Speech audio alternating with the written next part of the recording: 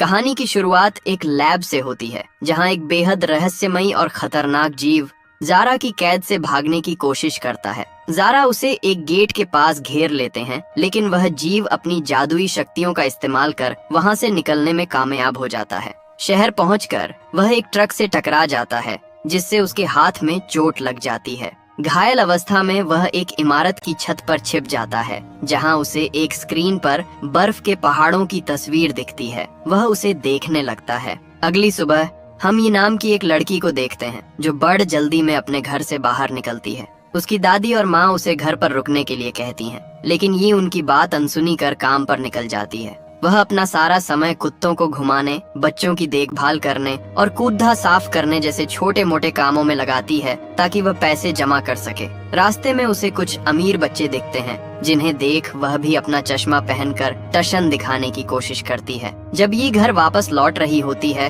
तो उसका पड़ोसी बच्चा पेंग उसे अपने साथ बास्केटबॉल खेलने के लिए बुलाता है। ये मना कर देती है और उसे अपने चचेरे भाई जिन के साथ खेलने की सलाह देती है। पेंग बताता है कि जिन आजकल डेटिंग और सजने संवरने में व्यस्त है, तभी जिन वहां आता है और अपने महंगे जूतों के गंदा होने का नखरा करने लगता है। घर पहुंचने पर ये की दादी उस पर नाराज होती हैं, क्योंकि वह कभी घर पर समय नहीं बिताती। ये का मन खाना खाने का नहीं होता, तो उसकी माँ उसे याद दिलाती है कि वह अपने पिता का दिया हुआ वायलिन बजाए, लेकिन ये झूठ बोल देती है कि उसने उसे बेच दिया है। असल में ये ने उसे संभाल कर रखा होता है। रात के सन्नाटे में वह चुपके से छत पर बने अपने गुप्त ठिकाने पर जाती है।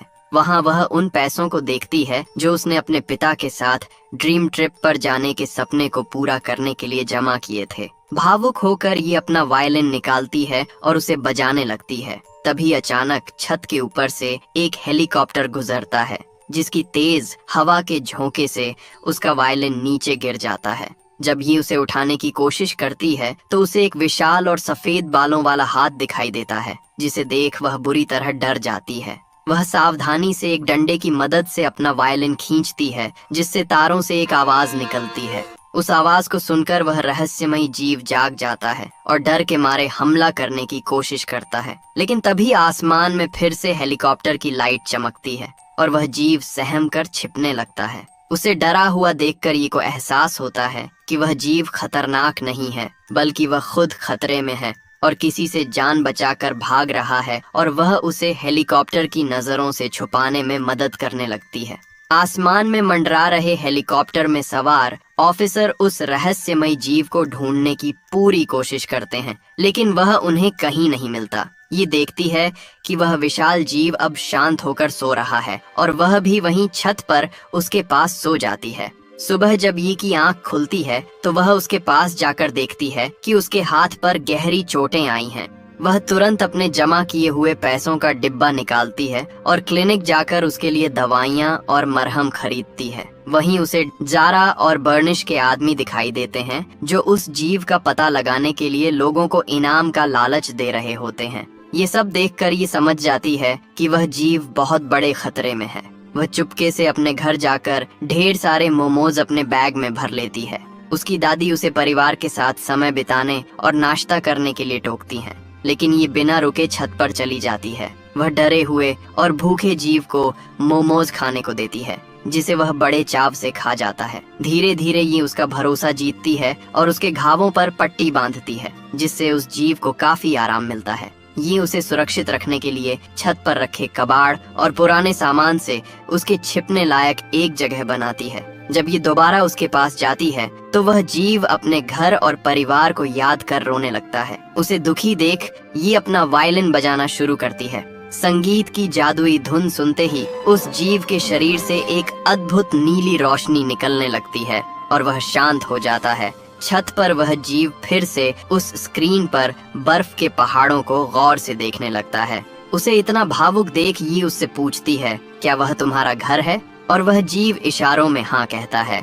इस रहस्यमयी प्राणी के बारे में और जानने के लिए ये अपने मोबाइल पर रिसर्च करती है, जहां उसे पता चलता है कि यह हिमालय का एक यति है। दूसरी ओर बर्निश नाम का अमीर व्यापारी किसी भी कीमत पर उस यति को दोबारा पकड़ने का आदेश देता है। तभी यति की नजर ये के उन पोस्ट कार्ड्स पर पड़ती है, जहां वह अपने ड्रीम ट्रिप पर जाना चाहती थी। वह यी का वायलिन और उसमें लगी उसके पिता की तस्वीर भी देखता है।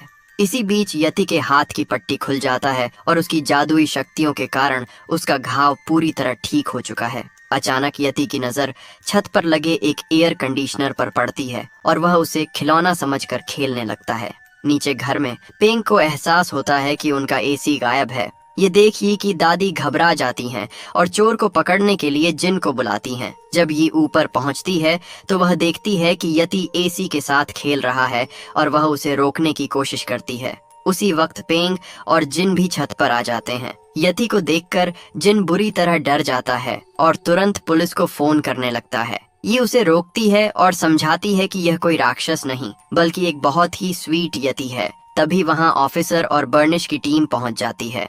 खतरा देख ये यति को वहां से तुरंत भागने के लिए कहती है। उसी समय हेलीकॉप्टर के पंखों की तेज हवा से ये के उन ड्रीम डेस्टिनेशंस के पोस्ट कार्ड्स और उसके पिता की तस्वीर हवा में उड़ने लगती है। तभी यति ये को लेकर वह से भागता है। जिन और पेंग भी उनके पीछे दौड़ पड़ते हैं। यति एक इमारत की छत से दूसरी छत पर छलांग लगाते हुए ऑफिसर से पीछा छुड़ाने की कोशिश करता है। भागते हुए वे एक ऐसी जगह पहुंचते हैं जहां ऑफिसर उन्हें लगभग घेर लेते हैं। ये यति को नीचे बंदरगाह पर खड़ी एक बोट की ओर इशारा करती है। तभी अचानक उस पूरी बिल्डिंग की लाइट जल जाती है जिससे ऑफिसर की आंखों में चौंधियाहट पैदा होती है। इस मौके का फायदा उठाकर ये और यति वहां से गायब हो जाते हैं। ऑफिसर को लगता है कि वे दूसरी तरफ भाग गए हैं, लेकिन जिन देख लेता है कि वे कहां जा रहे हैं। ये यति को सुरक्षित नाव पर चढ़ा देती है ताकि वह अपने घर एवरेस्ट पहुंच सके और उसे वहां छिपने को कहती है। लेकिन आखिरी पल में ये को एहसास होता है कि यह मासूम जीव अकेला इतनी दूर नहीं जा पाएगा। वह उसे अकेला नहीं छोड़ सकती और खुद भी नाव पर कूद जाती है। पेंग जो हमेशा से एडवेंचर का शौकीन था, वह भी बिना सोचे समझे उनके पीछे कूद जाता है। जिन जो पेंग को अपनी जिम्मेदारी समझता है, न चाहते हुए भी अपने महंगे जूतों की परवाह किए बिना नाव पर छलांग लगा देता है। नाव शहर से दूर निकलने लगती है। दूसरी ओर अमीर व्यापारी बर्निश अपनी ऑफिसर पर बुरी तरह गुस्सा होता है क्योंकि उसे अपने खास शो के दिन दुनिया के सामने उस यति को पेश करना था। जारा उसे समझाने की कोशिश करती है कि उनके पास दुनिया के और भी कई अजीब और दुर्लभ जीव हैं जिन्हें वे लोगों को दिखा सकते हैं। लेकिन बर्निश अपनी बात पर अड़ा रहता है कि उसने लोगों से यति दिखाने का वादा किया है। तभी ऑफिसर खबर देता है कि कुछ गवाहों ने नाव पर किसी विशाल जीव को जाते देखा है, जिसके बाद बर्निश उसे किसी भी हाल में वापस पकड़ने का आदेश देता है। वहीं सफर के दौरान जिन अपने परिवार को फोन पर झूठ बोलता है कि वे यूनिवर्सिटी देखने के लिए बाहर जा रहे हैं ताकि घर वाले परेशान न हो। नाव पर पेंग और यति को ढेर सारा सोडा मिल जाता है। सोडा पीते ही डकारे मारना और उसकी मिठास उन्हें बहुत पसंद आती है। इसी बीच ये एवरेस्ट को नक्शे की मदद से समझाती है कि वे उसे उसके घर माउंट एवरेस्ट पहुंचाने जा रहे हैं। उनकी नाव एक टापू बंदरगाह पर रुकती है जहां बहुत भीड़ होती है। पकड़े जाने के डर से वे सब एक बड़े शिपिंग कंटेनर में छिप जाते हैं। वह कंटेनर एक ट्रक पर लोड होकर जंगल के रास्तों की तरफ बढ़ जाता है। सफर के दौरान पेंग और एवरेस्ट को तेज सुसु महसूस होता है। वे खुद को रोक नहीं पाते और ट्रक के चलते रहने के दौरान ही किसी तरह बाहर निकलते हैं और झाड़ियों में हल्के होने जाते हैं। जंगल में फंसे होने के कारण जिन अपने फोन के लिए नेटवर्क ढूंढने की कोशिश कर रहा होता है ताकि वह घर लौट सके। तभी अचानक यति एक गहरी गूंज वाली आवाज निकालता है और उसके शरीर से जादुई नीली रोशनी निकलने लगती है। देखते ही देखते वहां मौजूद झाड़ियों पर छोटी छोटी ब्लूबेरी उगने लगती हैं। वे सभी खुशी खुशी उन्हें खाने लगते हैं, लेकिन यति की शक्ति इतनी बढ़ जाती है कि वे बेरीज तरबूज जितनी बड़ी होकर फटने लगती हैं। बड़ी मुश्किल से वे सब उन विशाल बेरीज की बारिश से बचकर बाहर निकलते हैं।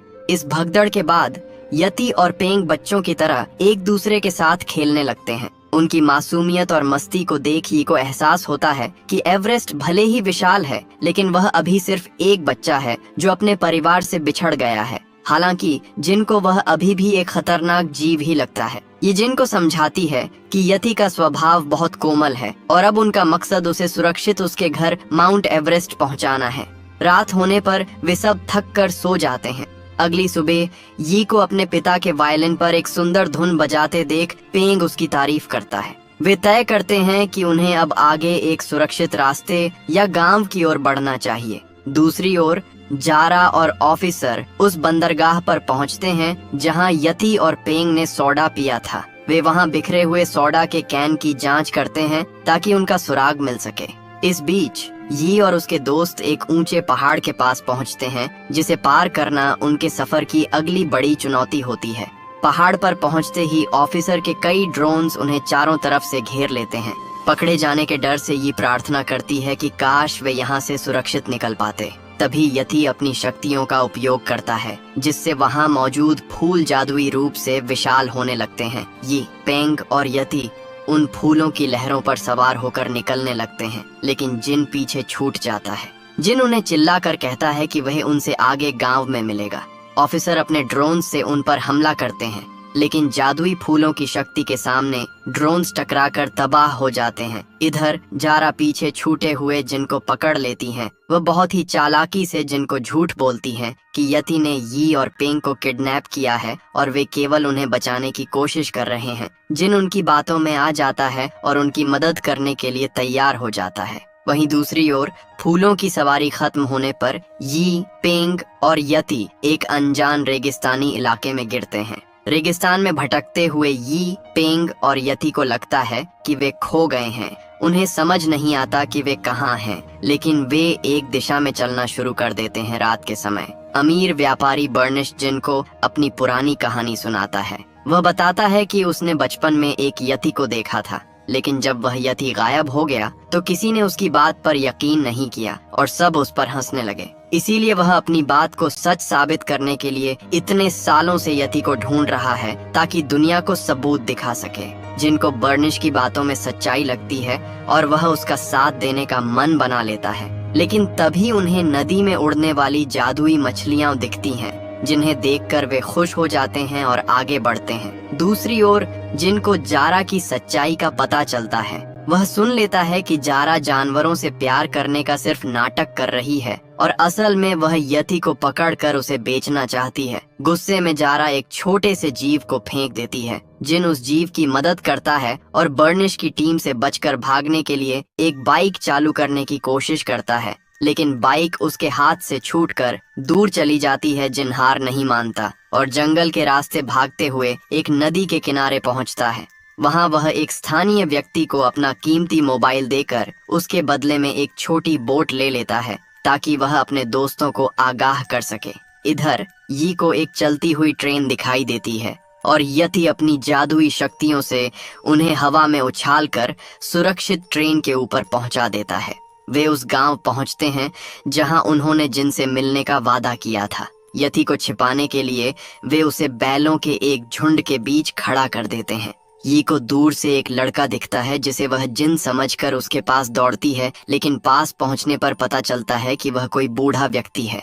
तभी जारा और ऑफिसर वहां पहुंच जाते हैं क्योंकि जिन ने पहले उन्हें गांव का रास्ता बताया था। ऑफिसर यति को पकड़ने की कोशिश करते हैं, लेकिन पेंग अपनी सूझबूझ से वहां मौजूद बैलों को डरा देता है, जिससे बैलों का झुंड ऑफिसर की तरफ दौड़ पड़ता है। इसी अफरा तफरी के बीच जिन अपनी बोट लेकर वहां पहुंचता है और चिल्लाकर सबको बुलाता है। पेंग और यति फुर्ती से बोट पर सवार हो जाते हैं। जैसे ही वे बोट पर भागते हैं, ऑफिसर अपनी गाड़ियों को एम्फीबियस पानी और जमीन दोनों पर चलने वाली मोड़ में बदलकर उनका पीछा शुरू कर देते हैं। उनसे बचने के लिए यति अपनी जादुई शक्तियों का इस्तेमाल करता है और बोट को एक अद्भुत रफ्तार देता है। रफ्तार इतनी तेज होती है कि बोट पानी से उछलकर सीधे जमीन पर जा गिरती है, जबकि ऑफिसर की गाड़ियां संतुलन बिगड़ने के कारण पलट जाती हैं और यति अपनी शक्ति से बोट को जमीन पर चलाने लगता है और एक झटके के कारण पेंग और यति को मोशन सिकनेस महसूस होती है और वे पत्तियों की उल्टी करने लगते हैं। तभी यी की नजर अपने बैग पर पड़ती है और वह यह देखकर टूट जाती है कि इस आपाधापी में उसके पिता का आखिरी निशान, उसका वायलिन पूरी तरह टूट चुका है। वह गहरे दुख में डूबकर जंगल की ओर चली जाती है। जिन उसे मनाने के लिए उसके पीछे जाता है। ये रोते हुए बताती है कि वह वायलिन उसके लिए कितना खास था, क्योंकि वह उसके पिता से उसका आखिरी जुड़ाव था। जिन, जो अब पहले से कहीं अधिक समझदार हो गया है, अपनी बातों से यी को ढांढस बंधाता है और उसे यह एहसास कराता है कि उसके पिता की यादें उस वायलिन से कहीं बढ़कर उसके भीतर बसी हैं। जिन की बातों से यी को काफी बेहतर महसूस होता है। दूसरी ओर जारा बर्निश को समझाती है कि जैसे जैसे यति अपने घर हिमालय के पहाड़ों के करीब पहुंचेगा, उसकी जादुई शक्तियां और भी प्रचंड होती जाएंगी। वह बताती है कि पहाड़ों की ओर जाने वाले रास्ते में एक संकरा पुल आता है, जहां उन्हें घेरना और पकड़ना सबसे आसान होगा। बर्निश उनकी बातों से सहमत हो जाता है और अपनी टीम को उस आखिरी हमले के लिए पूरी तरह तैयार रहने का आदेश देता है। ये जब अपना टूटा हुआ वायलिन देखती है तो वह हैरान रह जाती है कि यति ने अपने जादुई बालों के तारों का इस्तेमाल करके उसे फिर से ठीक कर दिया है। भावुक होकर ये यति को गले लगा लेती है। इसी बीच पेंग उन पोस्ट कार्ड्स और पोस्टर्स को उठाता है जिन्हें ये ने अपनी ड्रीम ट्रिप के लिए जमा किया था। ये बताती है कि उसके पिता उसे इन सभी खूबसूरत जगहों पर ले जाना चाहते थे। पेंग मुस्कुराते हुए कहता है कि अपनी यात्रा के दौरान वे लगभग इन सभी जगहों से गुजर चुके हैं और अब बस एक आखिरी जगह बाकी है। तभी उन्हें एहसास होता है कि यति जानबूझकर उन्हें उन्हीं रास्तों से लाया है जो उसके पिता के नक्शे में थे। वे लेशान के विशाल बुद्ध की मूर्ति के पास पहुंचते हैं। एवरेस्ट यी को वायलिन बजाने का इशारा करता है। जैसे ही ये वायलिन बजाना शुरू करती है, एक चमत्कार होता है। यति के जादुई बालों के कारण संगीत में ऐसी शक्ति आ जाती है कि बुद्ध की विशाल मूर्ति के चारों ओर हजारों फूल खिलने लगते हैं और एक जादुई बारिश होने लगती है।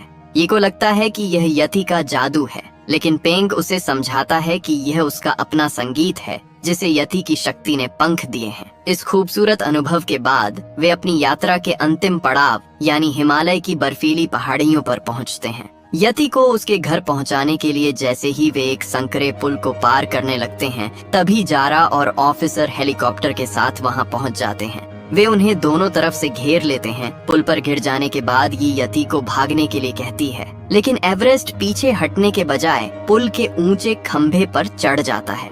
वह अपनी जादुई शक्तियों का आह्वान करता है, जिससे आसमान में भयानक तूफान आने लगता है और बिजलियां कड़कने लगती हैं। यह अद्भुत दृश्य देखकर बर्निश दंग रह जाता है। उसे अपना बचपन याद आता है और उसे एहसास होता है कि यति कोई डरावना जीव नहीं, बल्कि एक जादुई रक्षक है जिसे आजाद रहना चाहिए।